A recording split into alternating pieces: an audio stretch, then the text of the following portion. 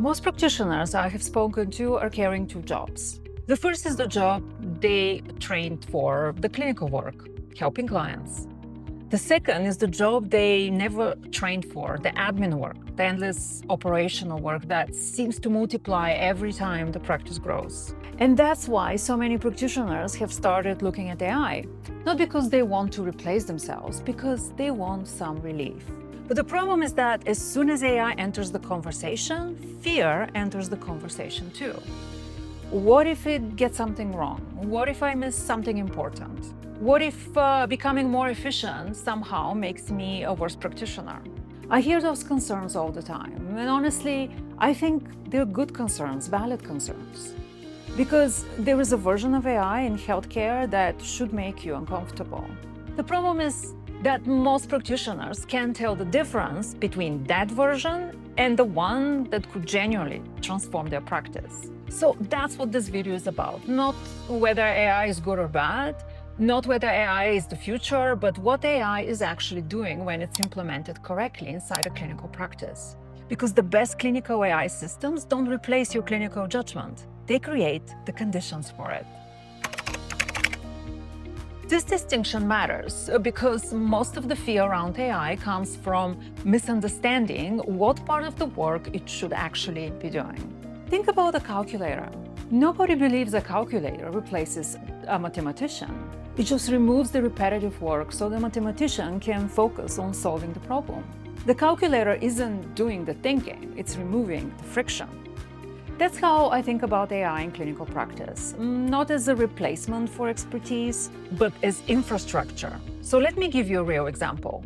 Before I built my GM app analyzer, every lab analysis started from zero. I'd open the results, go marker by marker, cross-reference with my notes, connect the findings to the systems under stress, connect the symptoms to the health history, think through sequencing, the protocol, think through contraindications, think through what the specific person was actually capable of implementing.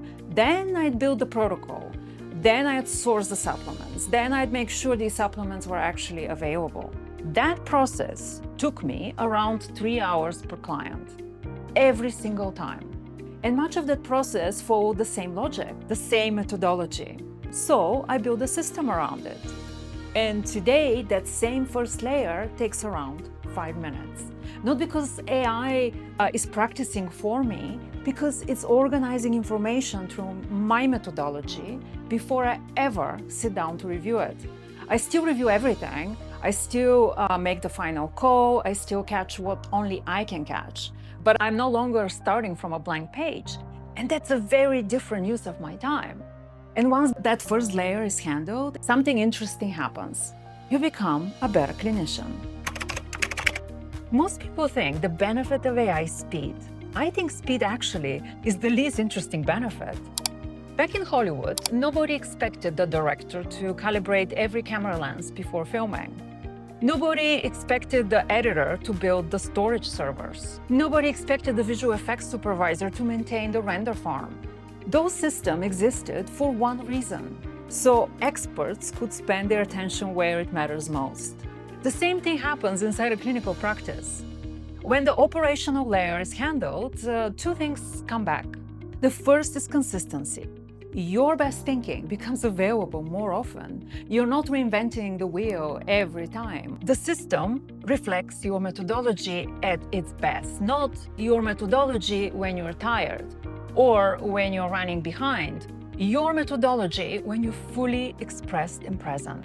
And that's actually better for your clients. The second thing you get back is depth. Because the repetitive work is handled, now you have more mental space, more curiosity, more attention, more room to spot the thing that doesn't fit, more room to ask the question that changes the entire case. That's the part AI cannot do, and that's exactly why I want to protect it. AI doesn't do the deep clinical work. It clears the ground so you can.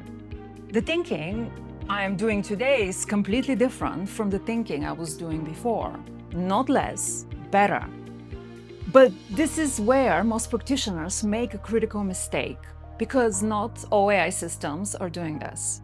And that difference matters a lot. This next extension might be the most important idea in the entire series. Imagine hiring an assistant. There are two possibilities. The first assistant learns how you work, learns your standards, learns your process, your decision-making logic. Over time, they become more and more useful because they reflect the way you think. The second assistant ignores all of that and simply does things their own way. One becomes leverage, the other becomes extra work and liability. The same thing is true with AI. The question is not, does this tool use AI? The question should be, what logic is that tool built on? Because there is a huge difference between generic AI and practitioner-specific AI. A generic tool gives generic answers. A practitioner-built system reflects your methodology, your reasoning, your priorities, your standards. And that's the distinction almost nobody's talking about right now. It's also the reason some practitioners have incredible results with AI, while others try it once and never touch it again. The technology isn't the difference, the architecture is. So before you leave this video, I want you to do one simple exercise. Pick one task you perform repeatedly, something that follows a consistent process, something you do again and again. Maybe it's a follow-up email writing, maybe it's explaining a supplement recommendation, maybe it's part of your intake review. Now write down exactly how you do it, every step, every decision, every check, every output, as if you were training an assistant to do it. Don't build anything yet, just document it. Because most practitioners have never actually written down their own methodology. And the moment you do, you start seeing where systems can support you. That's where infrastructure begins. In the first video, we talked about the architecture problem. Today, we have talked about infrastructure, but there is one final piece. How do you build systems without compromising clinical integrity? How do you make sure efficiency doesn't come at the cost of quality? And how do you know whether an AI tool is actually helping you or creating risk?